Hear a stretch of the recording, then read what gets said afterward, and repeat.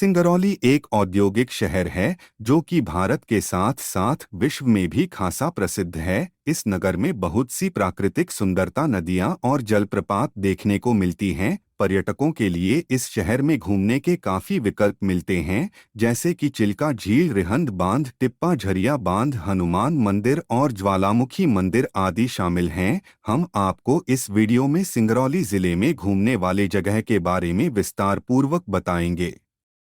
Number 1, Singrauli में माड़ा की गुफाएं। गुफाओं और मंदिरों में प्रवेश करते ही कोई भी व्यक्ति भगवान गणेश, शिव और पार्वती व अन्य देवी देवताओं की मूर्तियों के दर्शन सहज ही कर सकता है। पहाड़ों में खुदी हुई इन गुफाओं के भीतर सिंगरौली क्षेत्र का गौरवशाली इतिहास गहराई से समाहित है। ऋषि श्रृंगी की तपोभूमि में आकर अगर इन गुफाओं का दर्शन न किया तो आपका सिंगरौली आगमन अधूरा ही है।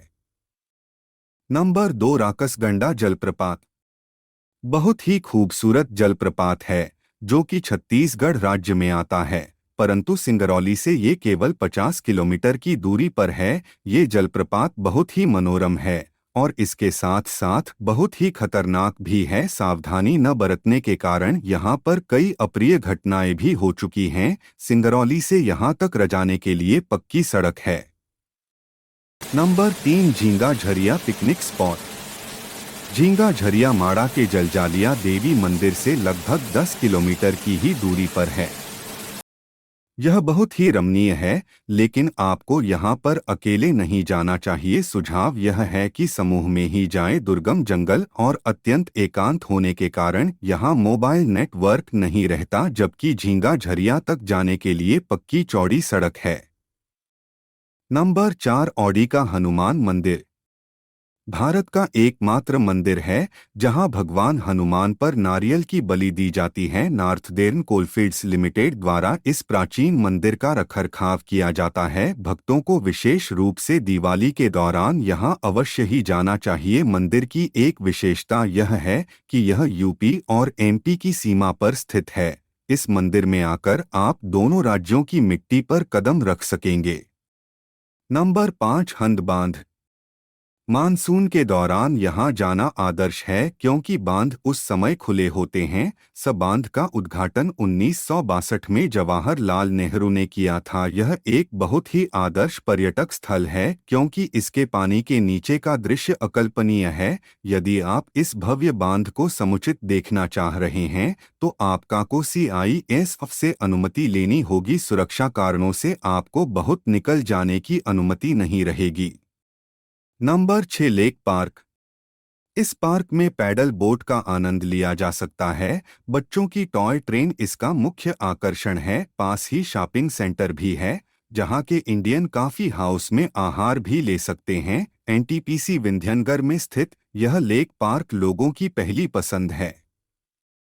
नंबर 7, ज्वालामुखी मंदिर शक्तिनगर। यह सिंगरौली के सबसे पुराने मंदिरों में से है। मंदिर के समीप प्रत्येक वर्ष राम नवमी में मेला लगता है जिसे भारी संख्या में भक्त शामिल होते हैं। यहाँ हमेशा ही भक्तों की बड़ी संख्या में भीड़ लगी होती है।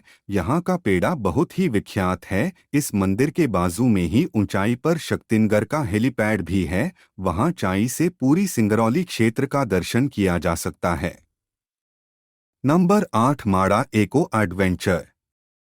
माड़ा इको एडवेंचर पार्क मंदिर से कुछ किलोमीटर की दूरी पर है। Mada eco and adventure park limited और मध्य प्रदेश टूरिज्म द्वारा संयुक्त रूप से विकसित किया गया है। बच्चों और वयस्कों के लिए कई साहसिक खेल हैं। मंकी क्रॉल और जिपलाइन उनमें से कुछ हैं। दुर्भाग्य से पार्क के अंदर कोई खाने पीने की चीजें उपलब्ध नहीं हैं। आप अपने खाने का सामान पार्क के अंदर ले जा सकते हैं। डेवलपर्स ने पार्क के अंदर प्रकृति को क्षति नहीं पहुंचाने की कोशिश की है। माड़ा एडवेंचर पार्क एक सार्वजनिक शौचालय प्रदान किया जाता है। पेयजल की समुचित व्यवस्था नहीं है। यह सुझाव है कि अपनी खुद की पानी की बोतलें ले जाएं। यहाँ आकर आपको 2 से 4 घंटे बिताने चाहिए। नंबर 8, संजय नेशनल मध्य भारत वन वनस्पतियों और जीवों के लिए बहुत विख्यात है। संजय नेशनल पार्क को अन्य प्रमुख वन्य प्रजातियों के साथ साथ स्लॉथ, भालू, हाइना, पैंथर, बाघ, जंगली सुअर, नीलगाय, Russell, viper, cobra, rock python देखने का मौका मिल सकता है। Number 9, rose garden Jayant. Northern Fields Limited द्वारा जयंत प्रोजेक्ट में निर्मित यह पार्क एक अद्भुत और सुकून देने वाला स्थान है। एक समय में यहाँ कई प्रकार के गुलाबों की विविधता दिखती थी, परंतु अब यहाँ बहुत प्रकार के फूल आपको देखने को मिल जाएंगे।